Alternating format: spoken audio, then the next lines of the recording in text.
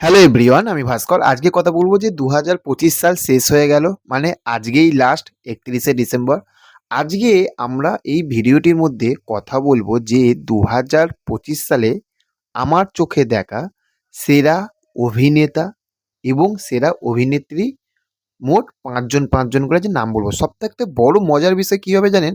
আমি সত্যি কথা বলছি, আমি কিন্তু এখনো পর্যন্ত কোনো যে এই যে কনটেন্টটার জন্য কোনো স্ক্রিপ্ট লেখা বা আমি ভেবেছি আচ্ছা এদেরকে সেরা বলবো, এদেরকে সেরা বলবো না।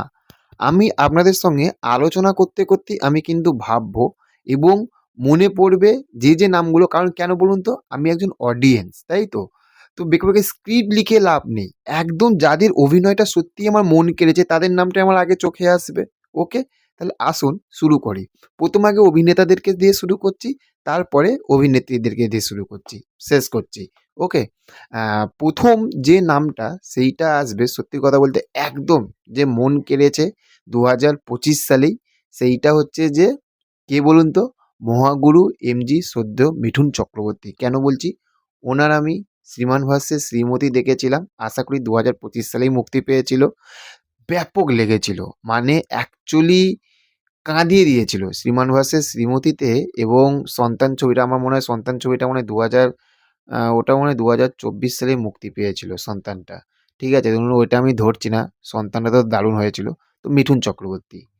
সেকেন্ড যার নাম নেব সেইটা হচ্ছে আপনারা সবাই জানেন, যাকে আমরা সবসময় শুধু লড়াই করতে দেখি সেইসব না, যার অভিনয় দেখে আমরা মুগ্ধ হয়ে গেছিলাম। মুগ্ধ। যাকে এক কথায় বলে মুগ্ধ হয়ে গেছিলাম, সেইটা হচ্ছে কিন্তু দেবদা। ওকে? কেন বলছি? দেবদার নামটা কেন নিয়েছি? অনেকে ভাববে যে, "ও তুমি তো দেবের পাচারও এই করো, সে করো।" অনেক, অনেক কিছু বলে। কিন্তু না। অনেকের হয়তো খারাপ লেগেছে কিন্তু আমার কিন্তু 'রঘু ডাকাতটা' সত্যি কথা বলতে আমার দারুণ লেগেছিল। দারুণ লেগেছিল 'রঘু ডাকাতে' দেবের যে ওই ফিগার, দেবের যে ওই অভিনয়টা, ছবিটার গল্প যাই হোক কিন্তু দেবের অভিনয়টা আমার দারুণ লেগেছিল। ৩ নম্বর আমি যাকে বলবো সেইটা হচ্ছে যে কে জানেন? সৌরভ দাস। বস ছেলেটা অ্যাকচুয়ালি আমি অনেক অভিনয় দেখেছি কিন্তু বেঙ্গল ফাইলসে আমি যখন সৌরভ দাসকে দেখেছিলাম, ওফ! ব্যাপক! মানে অসাধারণ লেগেছিল। এই ৩ জনের নাম সত্যি কথা বলতে কথা বলতে মনে পড়ে গেল। ৪ নম্বর হচ্ছে জিৎদা, খাকিদা বেঙ্গল চ্যাপ্টার।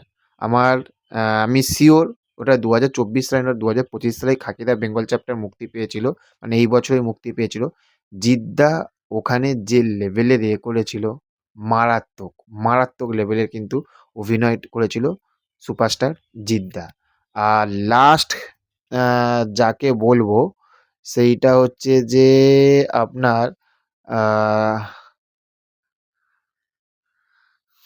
বাংলাতে আর কার নাম বলি বলুন তো?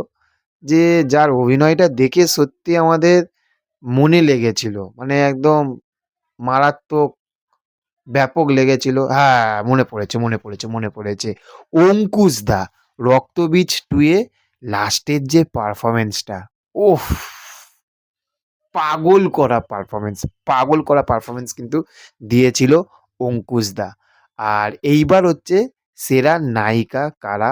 আমার চোখে দেখা ২০২৫ সালে সব থাকতে আমি নাম্বার 1 এ রাখবো। সেইটা হচ্ছে দেখো ওটা ২০২৫ সালেই মুক্তি পেয়েছিল। সেইটা হচ্ছে বিনোদিনীতে রুক্মিণীদি। পাগল করা অভিনয় কিন্তু লেগেছিল রুক্মিণীদির এবং ওনার আমি সবথাকতে বেশি ভালো লেগেছে কারণ আমি এটা ২০২৫ এ আমি যোগ করতে পারবো না। ওটা অনেক ২০২৪ এ মনে হয় মুক্তি পেয়েছিল। যে ছবিটির নাম হচ্ছে 'বুমেরাং'। আরে বাপরে! রুক্মিণীদির অভিনয় দারুণ। আচ্ছা তারপরে যদি আমি অভিনেত্রী বলি, তারপরে হ্যাঁ, ইধিকা পাল। ওফ! ইধিকা পালের আমি 'বরবাদ' ছবিটা দেখেছিলাম।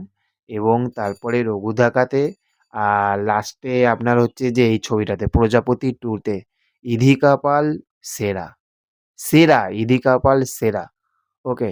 আর ৩ নম্বর আমি যদি বলি আ আপনার মাথায় ফট করে নামটা এসেছিল কিন্তু আমার সত্যি উনি আমার এখনো পর্যন্ত মন কাড়তে পারেনি। মানে ওনার অভিনয় আমার অতটাই লাগেনি, কারণ আমি ওনার ওয়েব সিরিজ একটি দেখেছিলাম, সেটা হচ্ছে শুভশ্রী গাঙ্গুলি। তো শুভশ্রী গাঙ্গুলির নাম নিতে পারবো না। তো আর কাকে, আর কাকে, আর কাকে ২০২৫ সালে অভিনেত্রী হিসেবে